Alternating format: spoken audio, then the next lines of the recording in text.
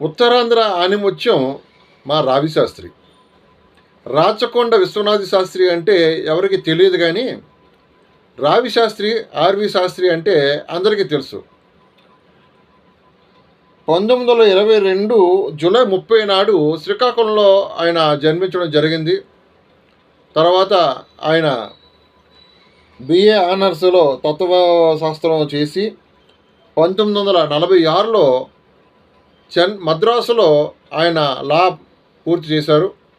చేసిన తర్వాత విశాఖపట్నం జిల్లా కోర్టులో ఆయన ప్రాక్టీస్ చేస్తూ అనేక కథలు రాస్తూ గురజాడ అప్పారావు తర్వాత మన మాండలికాన్ని ప్రజాబాహుల్యంలోకి తీసుకొచ్చిన వ్యక్తి మన ఆర్వి శాస్త్రి గారు. విశాఖపట్నం కేజీహెచ్ జిల్లా పరిషత్ ప్రాంతంలో ఆయన ఉండేవారు.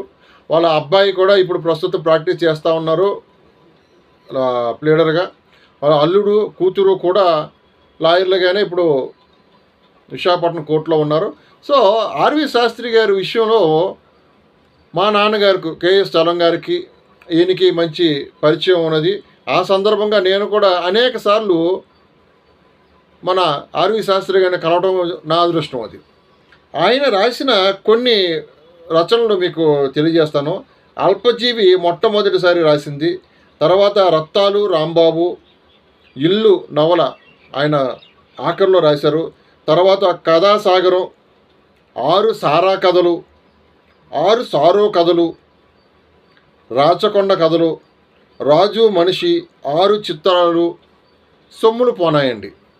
సో ఇవి ఆయన రాసిన వాటిలో ముఖ్యమైనవి మనం చెప్పుకోవచ్చు. ఇలాగా ఈ ఆర్వి శాస్త్రి గారు ఒక రచయితగానే కాకుండా అనేక మంది పేదలకి ఈ క్రిమినల్ కేసుల్లో, సివిల్ కేసుల్లో కూడా ఆయన సహాయం చేసేవారు.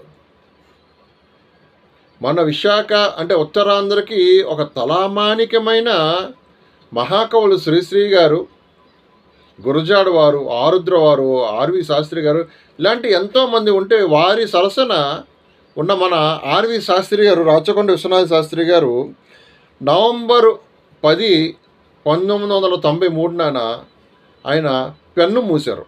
కన్ను మూయడం కాదు, ఆయన పెన్ను మూశారు. ఆయన కన్ను మూసిన ఆయన రాసిన రచనలు మనందరికీ అందుబాటులో ఉన్నాయి.